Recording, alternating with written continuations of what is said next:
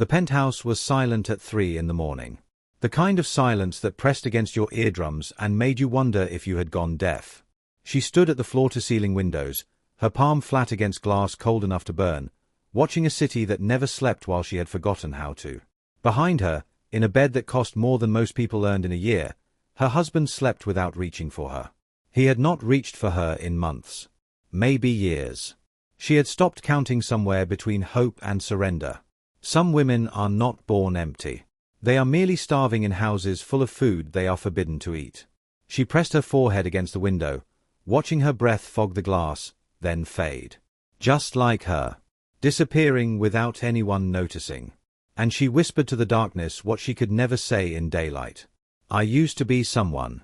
I used to believe I mattered. Now I am just a ghost haunting my own life, waiting for permission to exist. A tear slid down her cheek and landed on marble that had never known warmth. She did not know it yet, but everything was about to change. The man who had called her barren, who had thrown her away like damaged goods, who had convinced the world she was broken beyond repair, that man was about to discover a truth that would shatter everything he believed about himself. Because sometimes the universe keeps score. And sometimes justice arrives wearing the face of 4 impossible miracles. Welcome back to another powerful story, my beloved listeners. Kindly tell me where you are watching from and what time it is where you are at. If you are new here, prepare for a story of betrayal, unexpected love, and what truly makes a family. Drop everything and listen closely. This tale of heartbreak and redemption might just change how you view love and family forever. Now let me take you back to the beginning. To the moment when a young woman walked into a world of wealth and privilege, believing that love might grow from duty, that warmth might kindle from proximity. She was wrong about everything. The first time she met his mother, she understood she was being evaluated. Not welcomed. Evaluated. Like livestock at auction, inspected for flaws that might diminish her value. The older woman sat in a wingback chair in a study that smelled of leather and old money, her eyes moving over the young woman with clinical precision. Assessing bone structure. Evaluating posture. Calculating breeding potential. You understand what this family requires. The voice was ice wrapped in silk. Yes, children. Heirs. The continuation of everything we have built across 12 generations. My son needs a wife who can fulfill that purpose. Can you? She should have run. Every instinct screamed at her to turn around and walk out of that house and never look back. But she was young. She was hopeful. And she believed, foolishly, that she could earn love through devotion. I can. Good. Then we have an understanding. There was no romance in the proposal. No bended knee or trembling voice or tears of joy. Her future husband presented her with a ring the way one might present a contract, sliding it across a restaurant table with the same expression he wore when closing business deals. My mother approves. The wedding will be in 3 months. My assistant will handle the details. She looked at the diamond glittering under candlelight and felt something cold settle in her chest. Is that all you want to say? What else is there to say? We both know why this is happening. You get the lifestyle. I get the air. It is a fair exchange. She should have slid that ring back across the table. She should have told him that marriage was supposed to be more than mathematics. But she was already calculating her own equations. The security she would gain. The social standing she would achieve. The children she would love even if their father remained cold. Okay. I will marry you. He nodded as if she had just agreed to a reasonable business proposition, signaled the waiter for the check, and spent the rest of dinner answering emails on his phone. Their wedding was beautiful the way funerals are beautiful. Everyone wore appropriate faces and said appropriate words and pretended not to notice that the groom kissed his bride with all the warmth of a man signing documents. 300 guests filled the cathedral. Crystal chandeliers scattered light across marble floors. Her dress cost more than her parents' house. And as she walked down the aisle toward a man who barely looked at her, she told herself that love would come. That proximity breeds affection. That she could thaw his coldness with enough patience and devotion. She was wrong. The wedding night set the tone for everything that followed. He undressed with mechanical efficiency, performed his duty with the same detachment he brought to board meetings, and afterward turned his back to her without a word. She lay in the darkness of their honeymoon suite, listening to his breathing slow into sleep, and felt the first crack form in her carefully constructed hope. Maybe tomorrow will be different, she whispered to herself. Maybe he just needs time. Tomorrow was not different. Neither was the day after, or the week after, or the month after. Time passed and nothing changed except the depth of her loneliness. The penthouse became her prison. 73 floors above a city pulsing with life, she existed in perfect isolation. The staff moved around her like she was furniture. Her husband left before dawn and returned after dark. And the silence pressed against her until she forgot what her own voice sounded like. She tried to create warmth in that cold space. She chose artwork that made her feel something. She arranged flowers in crystal vases and watched them die before anyone noticed them. She selected books for his nightstand, hoping to spark conversation. He never opened them. One evening, 3 months into their marriage, she made the mistake of waiting up for him. He walked through the door at 11, already loosening his tie, already moving toward the bedroom. "How was your day?" He paused, seeming almost surprised to find her there. "Fine. I thought maybe we could talk." "We never really talk." "About what?" "About anything. About us. About what kind of life we want to build together." He looked at her then, really looked at her, and what she saw in his eyes made her stomach drop. Not anger. Not frustration. Just complete, utter indifference. "I have early meetings tomorrow. We can talk some other time." He walked past her without touching her, without acknowledging that she had been waiting hours for this moment, and disappeared into the bedroom. She sat on the couch until midnight, then 1, then 2, waiting for him to emerge and apologize. He never did. At 3 in the morning, she finally understood that he was not coming. That he had already forgotten she existed. The monthly dinners with his mother became exercises in humiliation. The older woman would arrive precisely at 7, accept a glass of wine she barely touched, and spend the evening cataloguing failures. "Nothing yet?" The question came every time, delivered with a raised eyebrow and a tone that suggested deep disappointment. "Not yet, It has been 6 months. Perhaps there is something wrong. Have you seen a doctor?" "I have appointments scheduled." "Good. We cannot afford to waste time. My son's legacy depends on this." Her son sat at the head of the table, saying nothing, offering no defense, no comfort, no acknowledgement that his wife was being interrogated like a hostile witness. His silence spoke volumes. He agreed with every accusation his mother leveled. He believed the failure was hers. After these dinners, she would excuse herself to the bathroom farthest from the dining room, lock the door, and press both hands against her flat belly, whispering apologies to children who refused to come. "I am trying. I am doing everything I can. Please. Please come." But her body remained stubbornly empty, and with each passing month, her worth in their eyes diminished further. The whispers among the staff grew careless. She heard them one afternoon while passing the service corridor.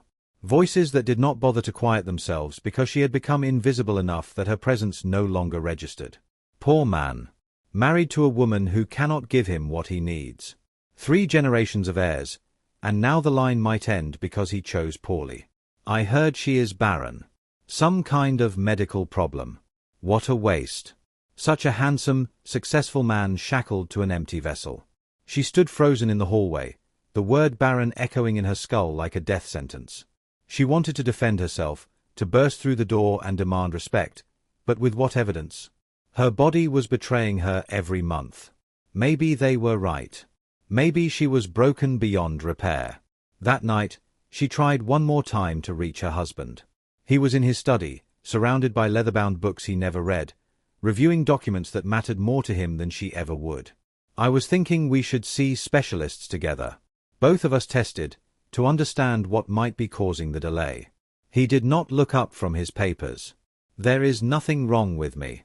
I am not saying there is. I am just suggesting we explore all possibilities." Now he looked up, and his eyes were cold enough to freeze blood. "The possibilities are clear. My family has produced heirs for 12 generations without difficulty. The problem is not with my bloodline. It never has been. You do not know that for certain. These things can be complicated. Sometimes both partners contribute." He stood then, and something in his posture made her take a step backward. "Let me be very clear. I will not be poked and prodded by doctors looking for flaws that do not exist. If you want to see specialists, see them. But do not suggest that the failure here is anything other than yours. That is not fair. Fair. He moved closer, his voice dropping to something cold and quiet. Do you know what is not fair? Explaining to board members why there is no succession plan. Watching my mother's health decline while she worries about the family legacy. Spending years waiting for something that should have happened already. That is what is not fair. I have tried everything. Trying is not producing. You have given me excuses and empty months. Nothing more. Tears were burning her eyes, but she refused to let them fall. Not in front of him. Never in front of him. Maybe if you touched me more than once a month. Maybe if you actually acted like a husband instead of a stranger sharing my address. The words escaped before she could stop them, and she watched his face harden into something frightening. Do not blame me for your inadequacy. I have fulfilled my obligations. You have not fulfilled yours. Obligations? Is that what marriage is to you? An obligation? That is what this marriage has become. Because you have failed to make it anything more. He walked past her, their shoulders almost touching, and the distance between them felt like continents. Sleep in the guest room tonight. I cannot stand to look at you anymore. She spent that night on the carpet of the guest room, unable to bear the empty expanse of another bed she would occupy alone. She curled into herself, hands pressed against her belly, and whispered prayers to anyone who might be listening. What is wrong with me? Why will you not come? Do you know something I do not? Do you know this house is not safe? Outside, the city lights flickered like distant stars, and she closed her eyes and tried to imagine a different life. A life where she was loved. A life where her worth was not measured by what her body could produce. But imagination was all she had. And even that was beginning to fade. The cruelty escalated in stages, each one worse than the last, each one stripping away another layer of her humanity. First came the exile from the bedroom. Then the silences that stretched for days. Then the comments delivered casually, as if he were discussing the weather rather than dismantling her soul. My colleague asked about children today. I had to explain that my wife seems incapable of basic biology. My mother suggested we look into your family history. Perhaps there is some genetic defect we should have screened for before the wedding. I saw a woman today with 3 children. She looked tired but happy. I wondered what that would feel like. Each statement was a knife, small but sharp, carving away at whatever remained of her self-worth. And he delivered them without emotion, without acknowledgement of the damage he was causing, as if her pain was simply irrelevant to him. One night, after a particularly brutal dinner with his mother, she found him in the kitchen pouring a drink. I cannot keep doing this. He did not turn around. Doing what? Being blamed for something that is not entirely my fault. Being treated like a defective product instead of a human being. Being made to feel worthless every single day. Now he turned, and his smile was something terrible. Then perhaps you should try harder to be worth something. The words hit her like a physical blow. She gripped the counter for support, her knees threatening to buckle. That is cruel. That is honest. There is a difference. I am your wife. You are my wife in name only. A wife provides. A wife contributes. A wife gives her husband children. You have given me nothing but disappointment. She wanted to scream at him. Wanted to tell him that maybe her body knew something her mind could not admit. That wombs understand when children would not be welcomed. That fertility requires more than biology. It requires love, safety, the knowledge that what you create will be cherished. But the word stayed locked in her throat, strangled by years of conditioning that told her to be quiet, be graceful, be invisible. I am sorry you feel that way. I am sorry I ever felt anything for you at all. He walked out of the kitchen, leaving her alone with a refrigerator full of food she could not taste and a future that looked increasingly empty. The nursery was the worst part. His mother had decorated it before the wedding, so certain that heirs would arrive within a year. The room waited behind a locked door on the 3rd floor. Soft yellow walls. A crib carved from imported wood. Curtains painted with butterflies that would never welcome a child's gaze. She found herself standing outside that door one evening, her hand on the knob, her heart aching with longing for what might have been. What are you doing? His voice came from behind her, sharp and accusatory. I was just... That room is not for you. He moved closer, and she could smell the whiskey on his breath. That room was meant for my children. My real children. Not the fantasy you keep pretending will arrive. They could be real. We could see specialists. We could try treatments. We have tried treatments. We have tried everything. And nothing has worked because the problem is you. It has always been you. He grabbed her wrist and pulled her away from the door, his grip tight enough to bruise. Do not touch that door again. Do not look at it. Do not even walk down this hallway. Every time you do, you remind me of everything you cannot give me. He released her and walked away, leaving her standing in the hallway with her heart breaking so loudly she was certain the entire penthouse could hear it. That night, she pressed her hands against the wall outside the locked nursery and made a promise to herself. One day I will have children who are loved, who are wanted, who grow up knowing they matter. And you will have nothing but this empty room and your empty pride. It was a promise she did not yet believe she could keep. But making it was the first step toward becoming someone new. The end came on a Tuesday. Not with dramatic build-up or warning signs she should have noticed. Just a Tuesday that looked like every other Tuesday, until it shattered everything she thought she knew about her life. He came home early. That alone was unusual enough to send alarm signals through her nervous system.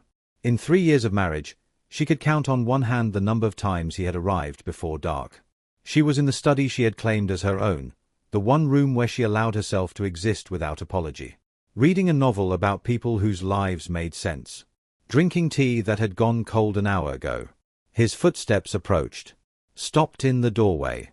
We need to talk. She looked up, and the envelope in his hand told her everything before he spoke. Manila. Official looking. Thick enough to contain the end of a life. What is that? You know what it is. He dropped the envelope on the desk in front of her. The sound it made was final. Divorce papers. My lawyers drew them up last week. The terms are generous, considering you have contributed nothing to this marriage. The room tilted. She gripped the arms of her chair to keep from falling. You are divorcing me. I am correcting a mistake. My mother warned me you were not suitable. I should have listened then. I will not waste more time now. Because I have not given you children. Because you cannot give me children. There is a difference. One implies possibility. The other acknowledges failure. Her voice came out strangled. You never tested yourself. You refused.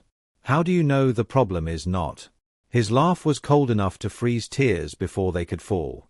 Because 12 generations do not lie. My bloodline is impeccable. Proven. Documented. The failure here is yours and yours alone.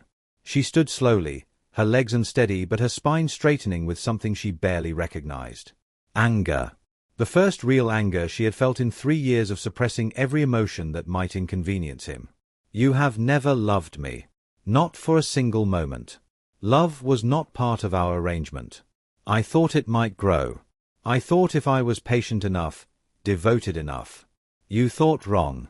And I do not have time for your mistakes anymore. He turned to leave, then paused at the door. Sign the papers by morning. After that, my lawyers file regardless. And find somewhere else to stay. I want you out of this penthouse by tomorrow night.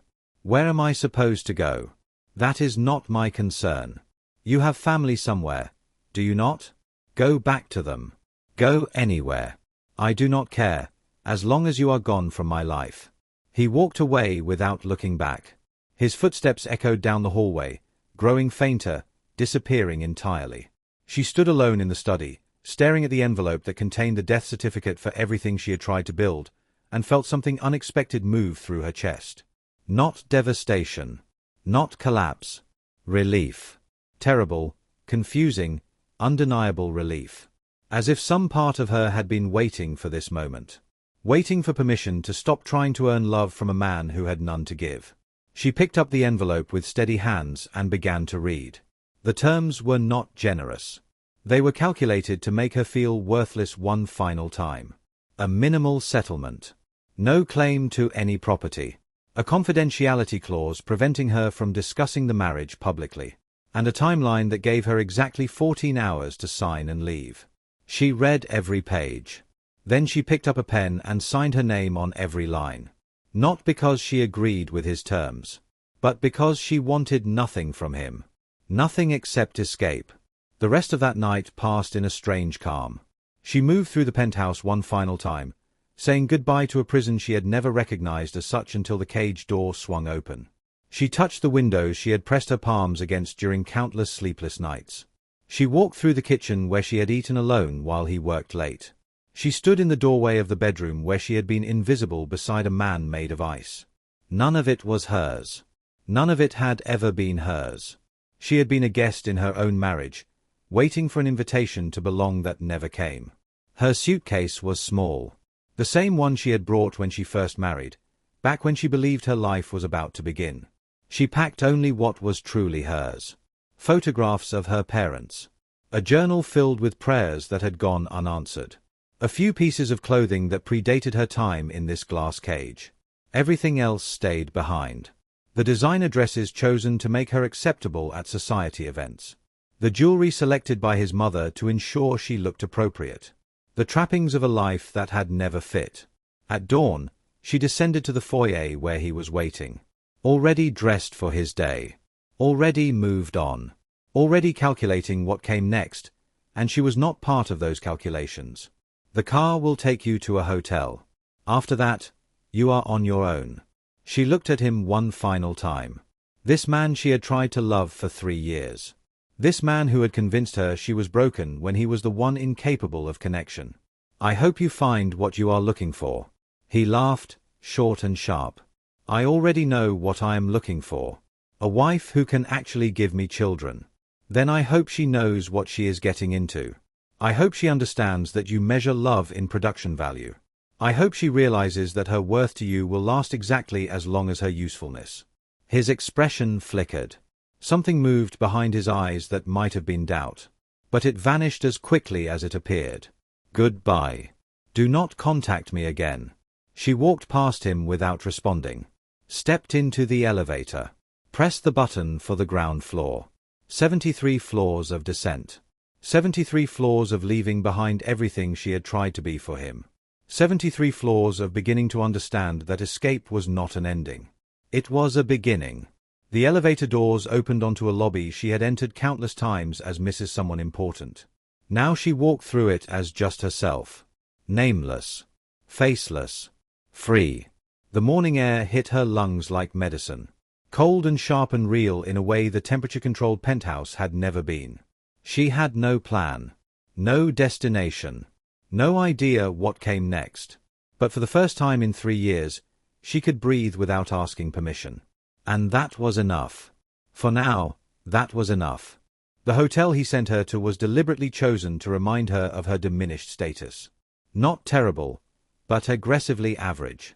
A far cry from the luxury she had grown accustomed to, and she understood the message he was sending. This is what you deserve.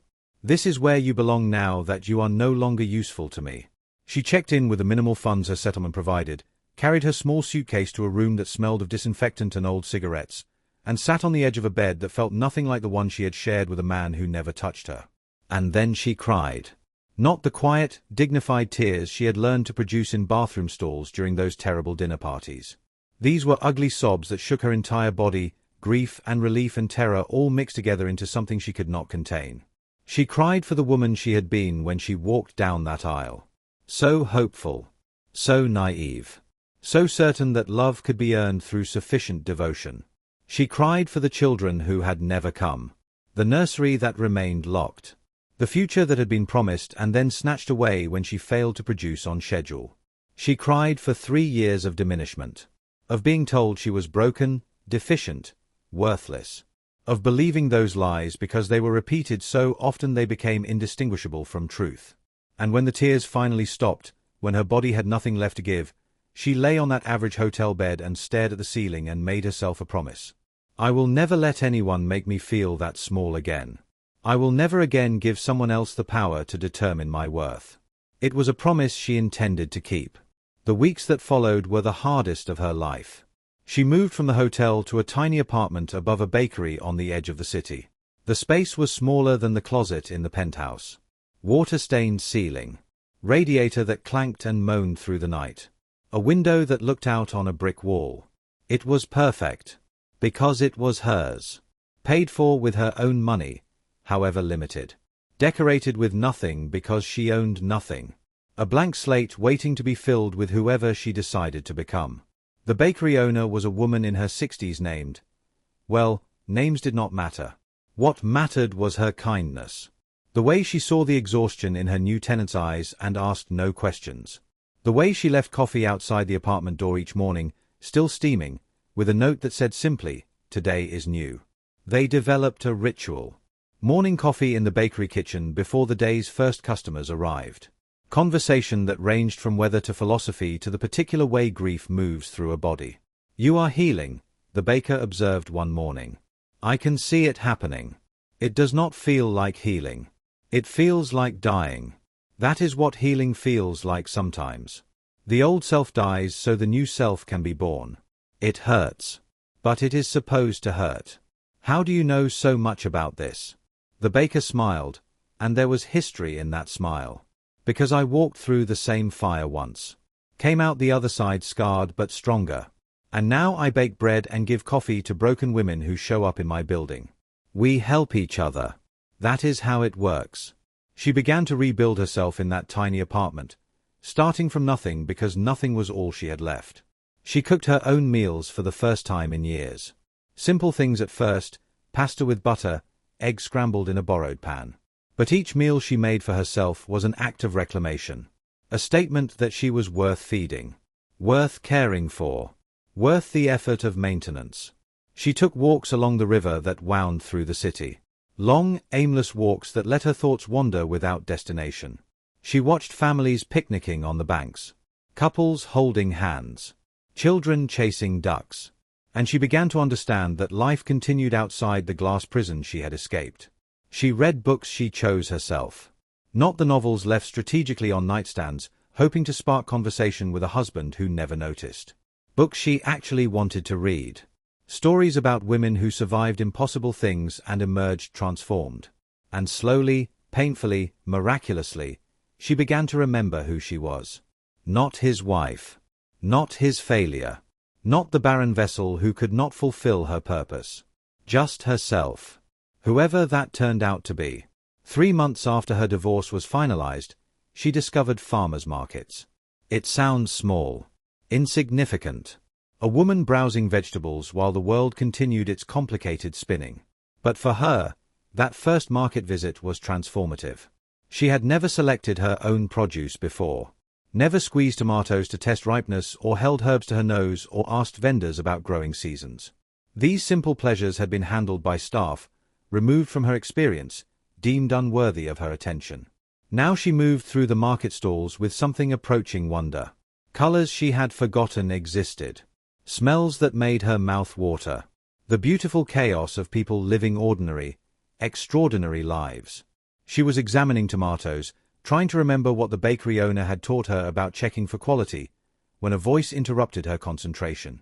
"Those are good, but the ones on the left are better. The vendor hides the best ones." She looked up. The man standing beside her was tall. Broad-shouldered in a way that suggested physical labor rather than gym routines. His hands were rough with calluses, and there was sawdust in his hair. But it was his eyes that stopped her. Coffee brown and warm in a way she had forgotten eyes could be. No calculation behind them. No evaluation of her usefulness. Just genuine friendliness offered without agenda. "I am sorry. The tomatoes." He reached across and selected 3 that did, indeed, look richer than the ones she had been examining. "This vendor has been coming here for years. I have learned his tricks. Thank you. I am still learning how all of this works. The market, everything. How to shop. How to cook. How to exist without someone else making decisions for me." The words came out before she could stop them. More honest than she had been with anyone in months. Maybe years. He did not seem startled by her confession. Just nodded slowly, as if he understood exactly what she meant. That is a big thing to learn. Takes time. But this market is a good place to start. Everyone here is happy to help if you ask. She bought the tomatoes he recommended.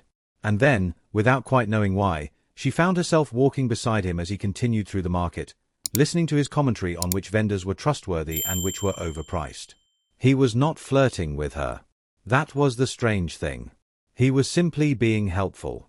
Kind. Treating her like a person worth talking to, without any apparent expectation of something in return. "I am sorry," she said finally. "I have been following you around for 20 minutes and I do not even know your name." He laughed. It was a good laugh. Real. "Does it matter?" "No. I suppose it does not. Tell me about yourself instead. What brought you to this market on this particular Saturday morning?" She thought about how to answer. The truth was complicated. Painful. Full of details she did not want to revisit. But something about his openness made her want to be open in return. "I am starting over. I was married to someone who made me feel worthless. Now I am trying to figure out who I am without him telling me." He was quiet for a moment, absorbing this. That takes courage. Most people stay in situations that hurt them because starting over is too frightening. "I did not have a choice. He threw me away. Then he was a fool.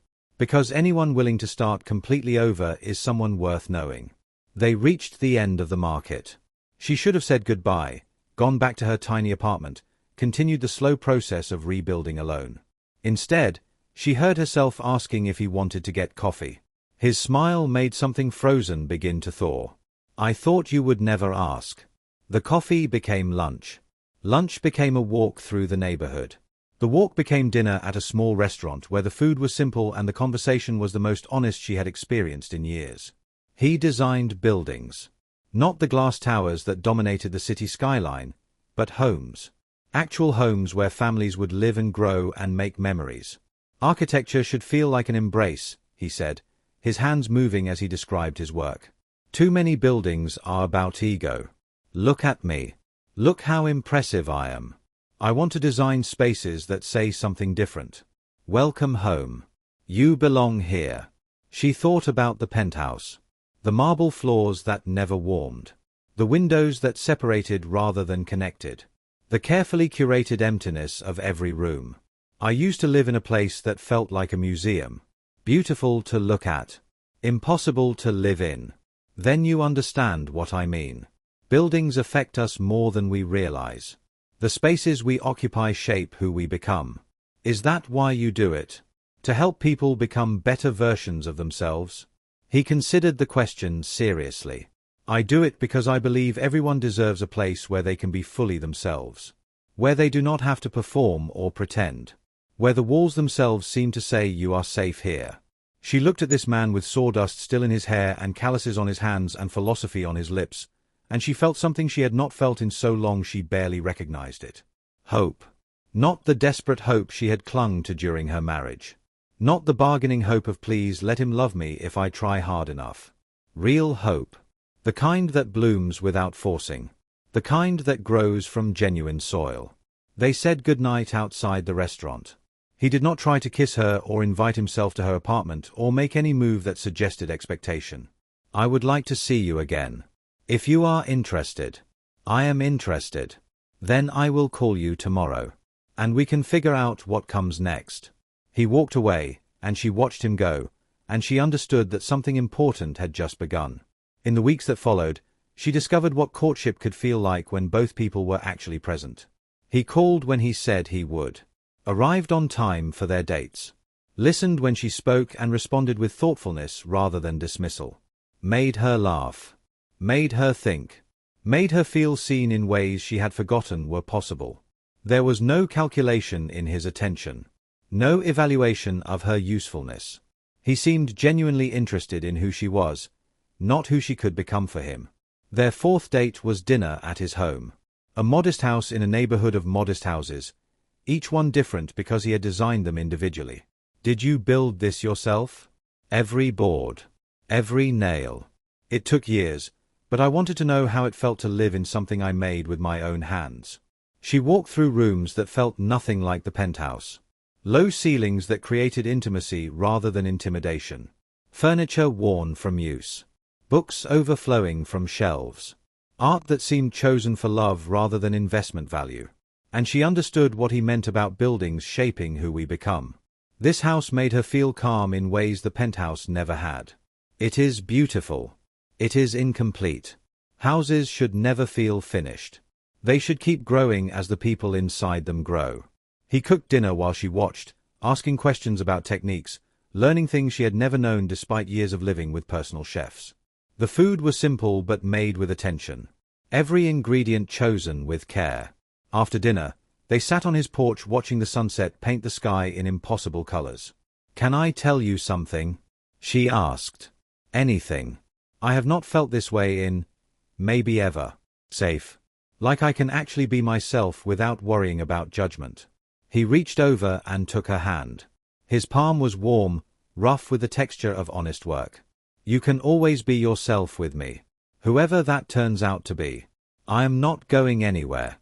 She believed him. For the first time in longer than she could remember, she believed completely in words a man was saying to her. And when he kissed her that night, gentle and unhurried, she felt doors opening inside her that had been locked for so long she had forgotten they existed. Their relationship unfolded without strategy or negotiation. He cooked dinners in his kitchen while she chopped vegetables. They walked for hours discussing everything and nothing. They fell asleep on his couch watching movies and woke tangled together, neither hurrying to separate. The first time they made love, she cried afterward. Not from sadness. Not from grief. From the overwhelming shock of being touched with reverence instead of duty. "What is wrong?" He was alarmed, gathering her closer. "Nothing is wrong. Everything is right. I just did not know it could feel like this." "Feel like what?" "Like being wanted. Like being valued. Like my body is something precious instead of something that has failed." He held her without requiring explanation, his heartbeat steady against her ear, and she understood that she had finally found what she had not known she was searching for. Love. Real love. The kind that heals instead of wounds. The kind that might, just maybe, unlock everything that had been locked inside her. She was in his kitchen 6 months into their relationship, laughing at something he had said while stirring pasta sauce, when she felt it. Not anything dramatic. Just a wave of something unfamiliar moving through her body. Warmth spreading from her center outward. A sensation of change she could not name. "Are you okay?" he asked, noticing her pause. "I think so." Something just felt different. Good different or bad different? She considered the question. Pressed her hand against her belly without knowing why. "Good. I think. Good different." But she filed the moment away. Did not think about it again for 2 more weeks. Until the morning she woke up and barely made it to the bathroom before being violently sick. He held her hair back. Brought her water. Did not leave her side until the nausea passed. "Maybe you caught something. There is a virus going around." Maybe. But she knew. In some deep, instinctual way, she knew what was happening. Still, she could not make herself believe it. Not after everything. Not after years of failure and shame and medical tests that found nothing wrong but produced nothing right. She was too afraid to hope. 3 days later, when the nausea returned with reinforcements and her body continued sending signals she could not ignore, she finally worked up the courage to visit a pharmacy. She bought 3 different tests because she could not trust a single result. Took all 3 because she needed to be absolutely certain. And when she lined them up on the bathroom counter and read the results, she could not breathe. 3 positives. 3 impossible, miraculous, terrifying positives. The woman who had been called barren. The woman who had been thrown away for failing to produce. The woman who had internalized every accusation until she believed them herself. She was pregnant. She slid down the bathroom wall and sat on the cold tile floor, staring at those 3 tests, and felt her entire understanding of reality shift beneath her. Everything she had been told about herself was wrong. Everything he had convinced her to believe was a lie. She was not broken. She had never been broken. She had simply been waiting. Waiting for the right time. The right place. The right man. She pressed both hands against her belly and felt tears streaming down her face. "You came," she whispered. You finally came. And somewhere in the distance, she could have sworn she heard the universe laughing at the irony of it all. She sat on that bathroom floor for what felt like hours, staring at 3 positive tests that rewrote everything she thought she knew about herself. The woman who had been called barren. The woman who had been discarded like defective merchandise. The woman who had internalized every cruel word until she believed them as deeply as she believed her own name. She was pregnant. The impossibility of it made her dizzy. For 3 years, she had tried everything. Specialists. Treatments. Prayers whispered to an empty ceiling at 3 in the morning. And nothing had worked. Now, 6 months into a relationship built on genuine love, her body had decided to cooperate. As if it had been waiting. As if it had known something her conscious mind could not accept. She heard footsteps approaching the bathroom door. Are you okay in there? You have been quiet for a long time. His voice. Concerned. Gentle. Everything her ex-husband's voice had never been. She stood slowly, her legs unsteady, and opened the door. He took one look at her tear-streaked face and his expression shifted to alarm. What happened? What is wrong? She could not speak. Instead, she held out the 3 tests, lined up on her palm like evidence at a trial. He looked down. Looked up. Looked down again. Is this, are you? I am pregnant. The words hung between them, impossible and true. His face did something she had never seen before. It crumpled. Not with disappointment or calculation or the cold assessment she had grown accustomed to. It crumpled with joy so overwhelming he could not contain it. You are pregnant. We are having a baby. She nodded, still unable to fully believe it. And then he was holding her, lifting her off her feet, spinning her in the narrow hallway while tears streamed down both their faces. You are not broken. He set her down, cupping her face in his calloused hands. Do you understand what this means? You were never broken. You were just waiting for someone who deserved you. She collapsed against his chest, sobbing with relief and vindication and the overwhelming weight of everything she had believed about herself being proven wrong. All those years. All that shame. All those whispered accusations and pointed silences and the word barren attached to her name like a curse. None of it had been true. The doctor's appointment came a week later. She sat on the examination table, his hand wrapped around hers, trying not to hope too hard. Trying to prepare herself for disappointment because hope had betrayed her so many times before. The ultrasound technician moved the wand across her belly, eyes fixed on the screen. And then she smiled. Well, this is interesting. Interesting good or interesting bad? The technician turned the screen so they could see. Interesting extraordinary. You are not pregnant with 1 baby. You are carrying quadruplets. The room tilted. She heard the word but could not process it. Quadruplets. 4 separate lives growing inside the woman who had been told she could not create even one. That is impossible. I assure you it is very possible. See here. 1, 2, 3, 4. 4 distinct heartbeats. 4 separate amniotic sacs. Quadruplets are rare, but they happen. And they are happening to you. She stared at the screen, at 4 tiny shapes pulsing with life, and felt something break open inside her chest. Not heartbreak this time. The opposite. Heart overflow. Heart explosion. Heart becoming too full to be contained by mere flesh and bone. 4 babies. 4 miracles. 4 pieces of evidence that everything her ex-husband had said was a lie. Beside her, he was crying openly. Not trying to hide it. Not ashamed of his emotion. 4. We are having 4 babies. The technician printed images for them to take home. She held those pictures the entire drive back, staring at 4 barely visible shapes that would become people. Her people. Their people. You were never barren. His voice was fierce, protective, certain. Your body knew what your mind could not accept. It knew that place was not safe. That man was not worthy. That those children deserved better. She pressed the ultrasound images against her heart and wept until there were no tears left. And then she laughed. Great, gasping, incredulous laughter that filled the car and spilled out the windows and announced to the universe that she was finally, impossibly, miraculously whole. If you are still here with me, I need you to understand something. This is the moment everything changes. Not just for her, but maybe for you too. If you have ever been told you were not enough, if you have ever believed the cruel words someone spoke over your life, this is your reminder that those words were lies. Drop a comment and tell me you are still here. Tell me this story is speaking to something in your soul. Because what happens next is proof that the universe has a longer memory than the people who hurt us. The pregnancy was difficult in ways she had not anticipated. Carrying 4 lives inside a body that had spent years believing itself incapable of carrying even one was a physical challenge beyond anything she had experienced. The weight grew quickly. Her body ached in places she did not know could ache. There were days when simply standing required more energy than she possessed. But he was there. Every moment. Every struggle. Every 3 a.m. trip to the bathroom and every bout of nausea and every doctor's appointment that revealed new complications to monitor. He adjusted his work schedule to be home more. Took over cooking when she could no longer stand at the stove. Rubbed her swollen feet without being asked.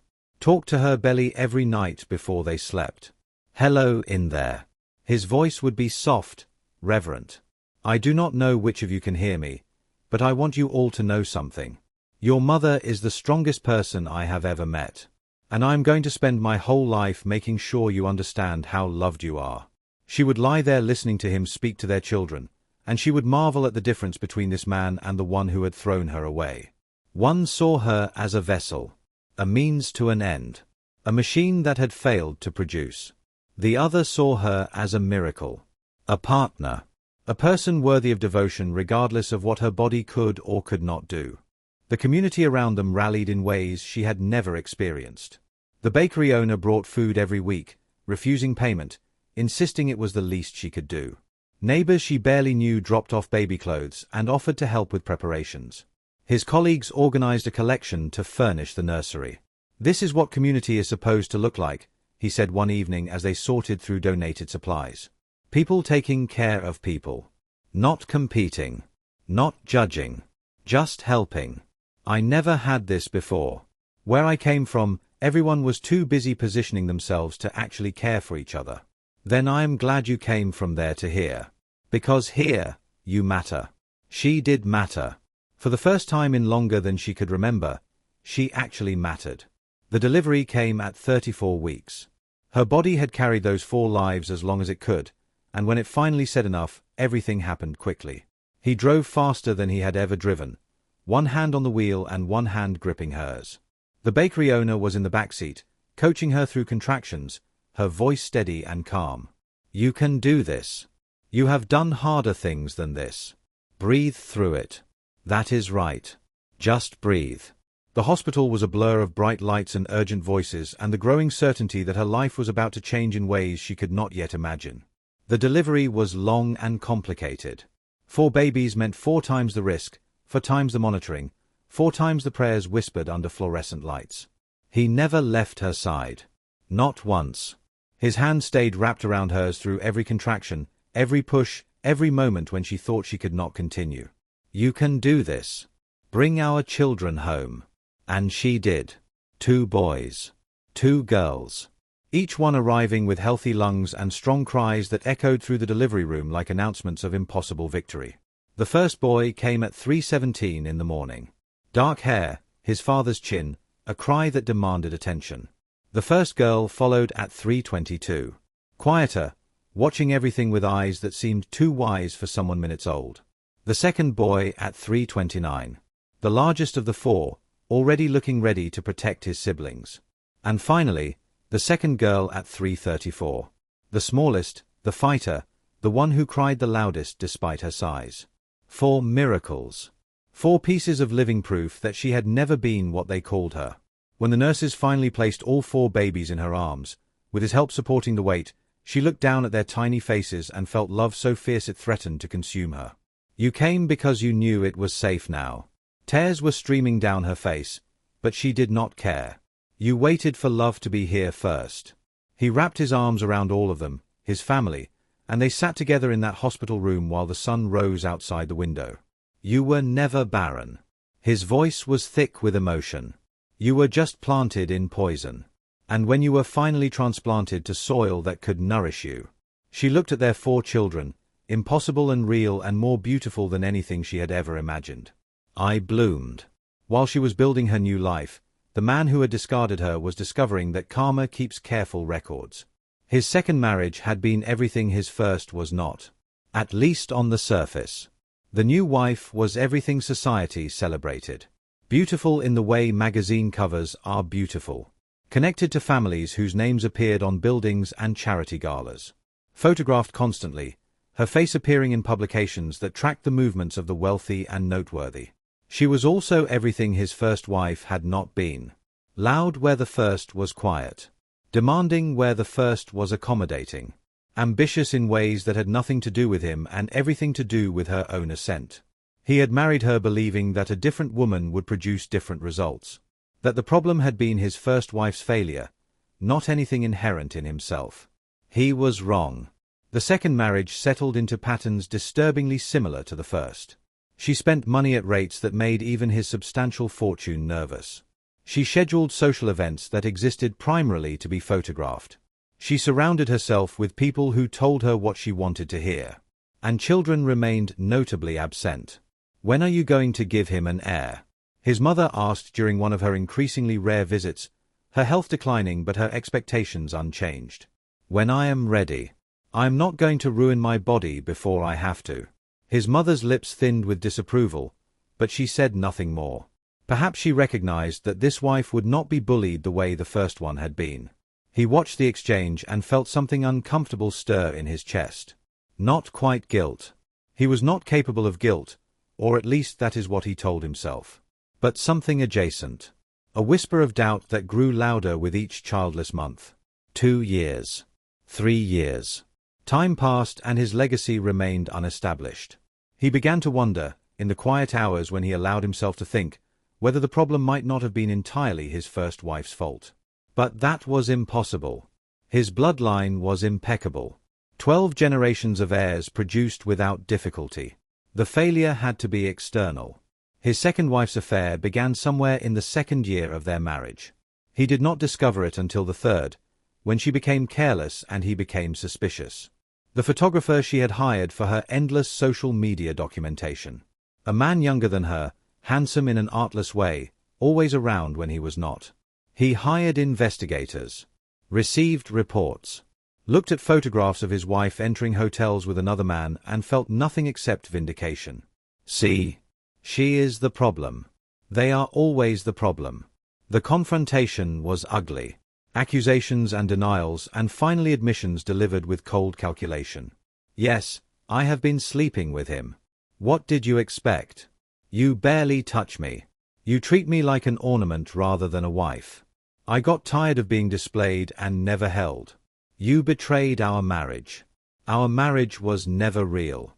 You married me for the same reasons you married her. To produce heirs. To check a box. To have a suitable woman on your arm at events. Love was never part of your equation. The words stung because they were true. But he could not admit that, not even to himself. I want a divorce. Fine. But I am keeping everything the prenuptial agreement guarantees me. And I am taking something else too. What? She smiled, and there was something in that smile that made his blood run cold. I am pregnant. And before you ask, no, it is not yours. It never could have been yours. What does that mean? It means I had access to your medical files. Your real medical files. The ones your mother hid from everyone, including you. The ones that prove you are infertile and always have been. The room tilted. The floor seemed to shift beneath his feet. That is impossible. My bloodline is. Your bloodline ended with you. The great family legacy, 12 generations of heirs, all of it stops because you cannot produce children. Your mother knew. She had you tested without your knowledge years ago. And she buried the results to protect the family reputation. You are lying. I am telling you what your own medical records prove. Would you like to see them? I made copies before I decided to leave. She pulled documents from her purse and spread them across the table between them. Test results. Specialist evaluations. Notes from physicians who had examined him and found him lacking in the one area that mattered most to his pride. Severely low sperm count. Poor motility. Structural abnormalities. Natural conception highly unlikely. The words blurred before his eyes. Your mother protected your ego at the expense of your first wife. That woman you called barren. She was perfectly capable of having children. Just not with you. He could not speak. Could not move. Could barely breathe. Everything he had believed about himself. Everything he had used to justify destroying his first marriage. Everything that had allowed him to sleep at night while calling an innocent woman broken. All of it was a lie. And his mother had known. Had hidden the truth. Had let him destroy a woman to protect his precious self-image. I will file for divorce tomorrow. His second wife gathered her documents and moved toward the door. Good luck finding someone else to blame for your failures. You are running out of options. She left him standing alone in the house that suddenly felt like a mausoleum. Surrounded by wealth that meant nothing. Possessed of a legacy that could never continue. And for the first time in his life, he understood what it felt like to be called empty. The news of his second divorce spread through society with predictable speed. Whispers followed him everywhere. The same people who had once envied his success now watched his failures with barely concealed satisfaction. 2 marriages, both childless. Perhaps the problem is not the wives. I heard his mother covered up some medical condition. Something that explains why he cannot produce heirs. The great family line ending with him. There is a certain poetry to it, is there not? His mother retreated into bitter silence when he confronted her about the hidden test results. She offered no apologies. No explanations. Just cold deflection. I did what was necessary to protect this family's reputation. You let me destroy an innocent woman. She was unsuitable regardless. Her failure to conceive simply confirmed what I already knew. But she was not the failure. I was. I am. His mother turned away, unwilling to engage further. What is done is done. Find another solution or accept that the line ends with you. Either way, stop blaming me for protecting you from a truth you were not ready to hear. He left her house and drove without destination, his mind spinning through years of memories now recast in devastating light. Every cruel word he had spoken to his first wife. Every accusation. Every moment of making her believe she was defective. All of it had been projection. All of it had been his failure assigned to her because he could not face it himself. And she had believed him. Had internalized his cruelty until it became her identity. He had broken an innocent woman because his pride could not tolerate being broken. The realization should have changed him. Should have prompted reflection, growth, perhaps even the distant possibility of becoming better. Instead, he retreated further into bitterness. Blamed his mother. Blamed his ex-wives. Blamed everyone except the person who had made every destructive choice. Some people are incapable of growth. Some people would rather be alone and right than accompanied and changed. He was one of those people. And karma was not finished with him yet. 5 years passed. In a modest house in a neighborhood full of modest houses, a woman tucked 4 children into bed. They were 5 years old now. 2 boys, 2 girls, each one a distinct personality that had emerged from the same impossible beginning. The oldest boy was thoughtful and protective, already looking out for his siblings with a seriousness beyond his years. His brother was quieter, preferring books and puzzles to roughhousing, watching the world with eyes that missed nothing. The older girl moved through life with easy grace, diplomatic by nature, the one who could calm any argument. Her sister was the opposite, fierce and loud and unafraid of anything, the one who would climb the highest branch and jump without hesitation. 4 miracles.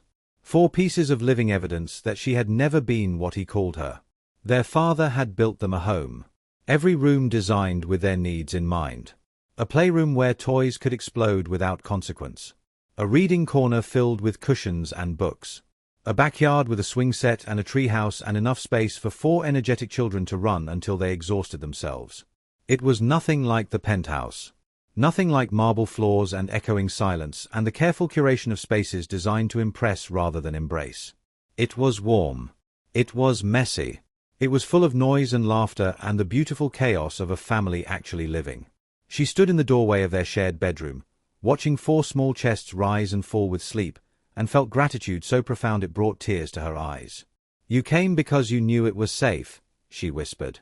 And I will spend the rest of my life making sure it stays that way. The envelope arrived on a Tuesday. She found it in the mailbox between bills and advertisements, her name written in elegant script she did not recognize. The return address was a law firm downtown, the kind that occupied entire floors of glass towers and charged more per hour than most people earned in a week. She almost threw it away unopened.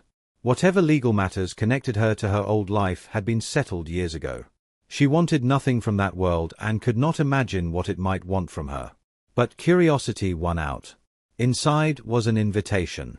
Heavy cream cardstock, embossed with gold lettering, announcing a charity gala benefiting children's health research. The event was being held at the city's most prestigious venue, sponsored by the pharmaceutical company that bore her ex-husband's family name. At the bottom, handwritten in the same elegant script, was a note. Your presence would make quite a statement. I think it is time the world saw what you have become. The sender's name was unfamiliar, but the message was clear. Someone who knew her history. Someone who wanted that history acknowledged publicly. She should have thrown it away. Should have let the past remain the past and continued building her present. But something stopped her. A whisper of unfinished business. A need for closure she had not known she still carried. She showed the invitation to her husband that evening after the children were asleep. He read it carefully, his face neutral, waiting for her to speak first. What do you want to do? I do not know.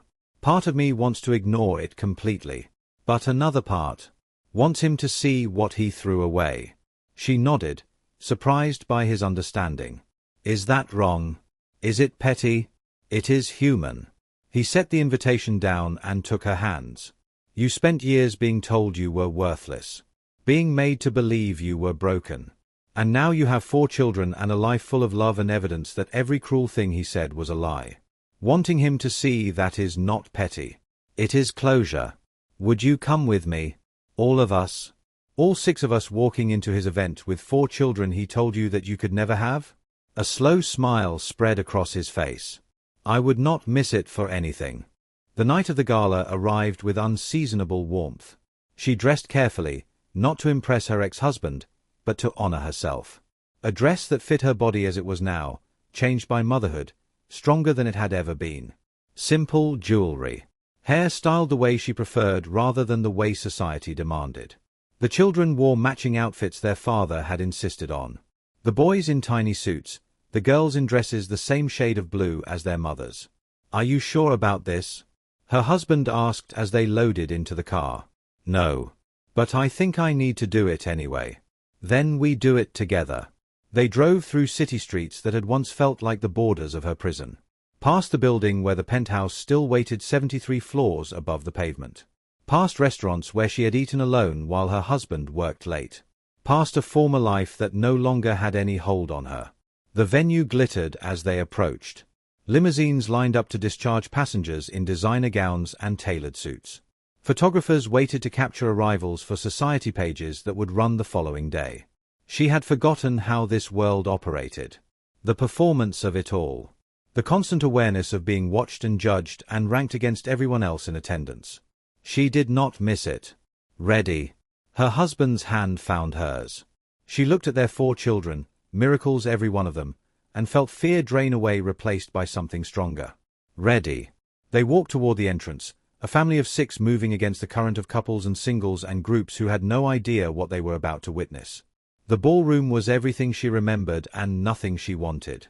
Crystal chandeliers scattering light across marble floors. Waiters gliding between guests with champagne and canapes. The careful choreography of wealthy people pretending they were not constantly calculating each other's worth. She paused just inside the entrance, her children flanking her, her husband steady at her back. Heads began to turn. First 1, then 5, then seemingly everyone in the room rotating toward the woman who had just arrived with 4 children who looked exactly the same age. Whispers started immediately. She could not hear the words, but she recognized the rhythm. Shock. Speculation. The delicious uncertainty of scandal arriving unannounced. And then she saw him. Across the ballroom, standing alone near the bar, her ex-husband was staring at her with an expression she had never seen on his face before. Recognition. Confusion. Horror. And something that looked almost like fear. She began walking toward him. Not rushed. Not hesitant. Steady steps that covered the distance between past and present, between who she had been and who she had become. Her children moved with her, holding hands in a chain that looked rehearsed but was simply natural to them. Her husband stayed slightly behind, giving her the space to do what she needed to do. The crowd parted. Phones appeared. Somewhere, cameras were definitely recording. She stopped 3 feet in front of the man who had destroyed her, surrounded by 4 children who proved he had failed. Hello. Her voice was calm, almost kind. He could not speak. His eyes kept moving from her face to the children and back, performing calculations that would not resolve. Ow. You. That is impossible. Clearly not. She gestured to her children, each one watching the stranger with curious eyes. These are my quadruplets. 2 boys, 2 girls. 5 years old. And this is my husband. The man who actually knows how to love. The man who had once loomed over her life, who had made her feel small and worthless and broken, suddenly looked diminished. Smaller than she remembered. Older than his years. Weighted with something that might have been the beginning of understanding. I do not. How is this possible? You could not. I mean, we tried. We never tried. You demanded and I failed to produce on your schedule and you blamed me for something that was never my fault. Her voice carried just far enough for the surrounding crowd to hear every word. I saw the medical records eventually. The ones your mother hid. The ones that proved you were infertile all along. The ones that would have saved us both years of misery if anyone had been honest. His face went pale. Whatever color had remained drained away completely. Those records were private. So was my dignity, but you made my supposed failures very public. You called me barren in front of your mother, your staff, anyone who would listen. You convinced me I was defective. You threw me away like broken merchandise. I did not know. You did not want to know. There is a difference. Her children were watching this exchange with the innocent attention of people too young to understand the stakes but old enough to sense the importance. Her oldest daughter tugged at her hand. Mama, who is this man? Why does he look so sad? She knelt down to her daughter's level, speaking clearly enough for everyone to hear. This is someone I used to know. Someone who told me I could never have children. Someone who was wrong about everything. She stood back up, facing her ex-husband one final time. I did not come here for revenge. I came here for closure. To show you what grows when love is present. What happens when a woman is nurtured instead of diminished? What becomes possible when cruelty is not the foundation of a home? She reached back, and her husband stepped forward, his hand settling on her waist with easy affection. This is my family. Built from everything you convinced me I could never have. And every single day, I am grateful you threw me away. Because if you had not, I would never have found what I deserved. If this story has moved you, if it has spoken to something deep in your heart, take a moment right now to drop a comment below. Tell me what you are feeling. Share this with someone who needs to hear that their story is not over yet. Because what happens next is the moment we have been building toward. And I promise you, justice is about to be served. She turned to leave, her family moving with her.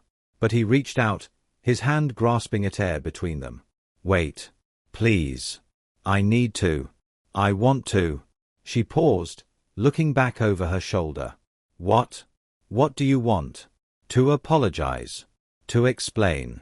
To somehow make you understand that I did not know. Did not know that you were incapable of fathering children? Or did not know that treating your wife like a defective appliance was cruel? Which part did you not know? He had no answer. His mouth opened and closed, but no words emerged. Let me help you understand something. She turned fully to face him, and her voice carried across the silent ballroom. I was never barren. I was waiting. My body knew what my conscious mind could not accept, that bringing children into your world would have been an act of cruelty against them. It refused to create life in a place where life would not have been cherished. That is not. It is exactly what happened. The moment I was loved, truly loved, by a man who saw me as a person rather than a producer, my body opened. For children came from that love. For impossible miracles that you told me I could never create. She stepped closer, close enough that her next words were for him alone. The man who called me barren is standing alone in all that emptiness he created. 2 marriages. No children. No legacy. No one who actually loves you. And the woman you discarded? She is surrounded by everything you claimed to want and could never have. She stepped back. Goodbye. Do not contact me. Do not think about me. Do not tell yourself stories about what might have been different. This is the only truth that matters now. You destroyed something precious because you were too proud to admit you might be the problem. And now you get to live with that knowledge forever. She walked away then, her family surrounding her, and the crowd parted like water before a ship. Behind her, she could hear the whispers exploding. The scandal taking shape. The reputation crumbling in real time. But she did not look back. She walked forward, through the ballroom doors, into the night air, into the life she had built from the ruins of his rejection. And she never looked back again. The fallout was swift and merciless. By the following morning, the video had spread across social media. Someone had recorded the entire confrontation. Every word. Every expression. Every moment of his public humiliation. The man who called his wife barren discovers he was infertile all along. The headlines wrote themselves. His medical records surfaced somehow. Perhaps leaked by his second ex-wife. Perhaps released by someone tired of watching injustice go unchallenged. The details did not matter. What mattered was that the truth was now public knowledge. The great family bloodline, 12 generations of heirs, ended not because of a defective wife but because of a defective heir. The irony was too perfect for the universe to resist. His business partners distanced themselves. Society invitations stopped arriving. The same people who had once competed for his attention now pretended they had never known him. His mother died 3 months after the gala, taking her secrets and her manipulations to the grave. He inherited everything and found that everything meant nothing when there was no one to share it with. The penthouse remained his. 73 floors above a city that had moved on without him. Marble floors that still never warmed. Silence that pressed against his eardrums until he thought he might go deaf. He wandered those empty rooms at 3 in the morning, just as she once had, and understood finally what he had created. Not a legacy. A monument to his own failure. Not a home. A prison of his own construction. He would live there for many more years, growing older and more bitter, watching through floor-to-ceiling windows as the city below pulsed with life he could no longer reach. And somewhere across that city, in a modest house full of noise and chaos and love, 4 children grew up knowing they were wanted. Knowing they mattered. Knowing that their mother had walked through fire and emerged transformed. That is the ending he earned. That is the ending he deserved. But her ending was something different entirely. The morning after the gala, she woke to the sound of 4 children arguing about whose turn it was to choose breakfast. She lay in bed for a moment, her husband still sleeping beside her, and listened to the beautiful chaos of her life. Footsteps thundering downstairs. Cabinets opening and closing. The clatter of dishes being removed with more enthusiasm than care. She smiled and pressed her palm against her chest, feeling her heart beat steady and strong. The night before felt like a dream now. The confrontation. The catharsis. The closure she had needed without knowing she needed it. But this morning moment of ordinary chaos, this was real. This was what she had been building toward through all those years of pain. She got up and walked down the hallway covered in children's artwork. Past doors covered in stickers and name signs painted by small hands. Through a house that felt nothing like a museum and everything like a home. The kitchen was predictably chaotic. Her oldest son was attempting to pour juice and missing the glass. Her youngest daughter was explaining loudly why she should get to choose breakfast because she never got to choose anything. Her other 2 were engaged in a debate about whether pancakes or waffles were superior that had apparently been ongoing for some time. Good morning. 4 faces turned toward her. 4 voices spoke at once, overlapping in a symphony of demands and complaints and morning energy. She laughed, and the sound filled the kitchen, and she realized this was all she had ever wanted. Not the penthouse. Not the society events. Not the careful performance of a life designed to impress others. Just this. A home full of people who loved each other. Breakfast chaos that would be remembered for years. The simple, extraordinary gift of belonging. Her husband appeared behind her, wrapping his arms around her waist. How are you feeling? Perfect. I feel absolutely perfect. No regrets about last night? She considered the question carefully. Thought about the confrontation. The public revelation. The final closure of a chapter she had been trying to end for years. Not one single regret. I said what I needed to say. And now it is over. Truly over. He kissed the top of her head. Then let us make pancakes. Or waffles. Or both, since apparently this is a matter of serious debate. She laughed again and moved into the chaos, helping her children, building yet another memory in a life full of them. The woman who had once been called barren stood in her kitchen surrounded by 4 miracles, and she understood something profound. Fertility was never about bodies. It was about souls capable of nurturing what they claimed to want. Her ex-husband had planted only deserts while calling the earth barren. He had demanded life while creating conditions where life could never flourish. And she had been blamed for his failures because he was too proud to examine himself. But the truth had emerged, as truth always does. Not on her schedule. Not in the way she might have chosen. But completely, finally, irrevocably. She was not broken. She had never been broken. She had simply been waiting for soil where she could bloom. That evening, after the children were asleep, she sat on the porch with her husband watching stars emerge above their modest house. Do you ever wonder what would have happened if he had been different? If he had loved you the way you deserved? She shook her head slowly. If he had been different, I would never have left. I would never have found you. I would never have had these children, this life, this happiness that I did not even know was possible. So you are grateful? For everything that happened? I am grateful for where it led me. The pain was real. The damage was real. But so is this. She gestured at the house, the yard, the life they had built together. All of this came from the ashes of what he destroyed. And it is so much more than anything I had before. He took her hand, interlacing their fingers. You rebuilt yourself. That takes a kind of strength most people never have to find. I had help. She squeezed his hand. I had you. I had people who believed in me when I could not believe in myself. I did not rebuild alone. Still. The foundation was yours. The decision to keep going when everything seemed hopeless. The choice to believe you deserved better. That was all you. She leaned against his shoulder and watched the stars multiply above them. I want our children to know this story someday. Not for revenge, but for understanding. I want them to know that their mother was told she was worthless, and she believed it, and she almost disappeared entirely. And then she walked away from everything that was hurting her. And she found people who could see her clearly. And she learned that she had never been what they called her. She had just been planted in poison. That is a story worth telling. It is the story I wish someone had told me when I was lying on that bathroom floor, apologizing to my own body for something that was never my fault. They sat together in comfortable silence, watching the night deepen around them. Somewhere across the city, in a penthouse 73 floors above the pavement, a man was learning what it meant to be truly alone. But she was not thinking about him. She had stopped thinking about him the moment she walked out of that gala. He had taken up too much space in her mind for too many years.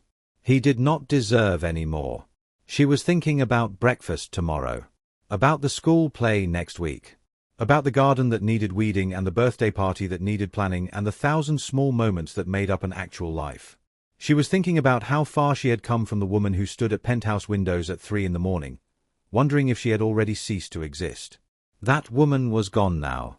Transformed into someone stronger. Someone who knew her worth. Someone who had proven, against all odds, that the cruelest lies can be defeated by the most beautiful truths. Thank you for staying with me through this entire story. If it touched your heart, if it made you think differently about failure and love and second chances, I want to hear from you. Drop a comment and tell me what part stayed with you the longest. Share this story with someone who needs to know that their darkest chapter is not their final chapter. And if you want more stories like this, stories that move you and change you and stay with you long after they end, subscribe to Tales of Desire with Mr. Walker. Every story we tell is meant to stay with you. Some women are not born barren. They are merely planted in soil too poisoned to let them bloom. And some women, when they finally find the right soil, bloom so magnificently that they become the proof of everything their accusers got wrong. She was one of those women. And this was her story. The end.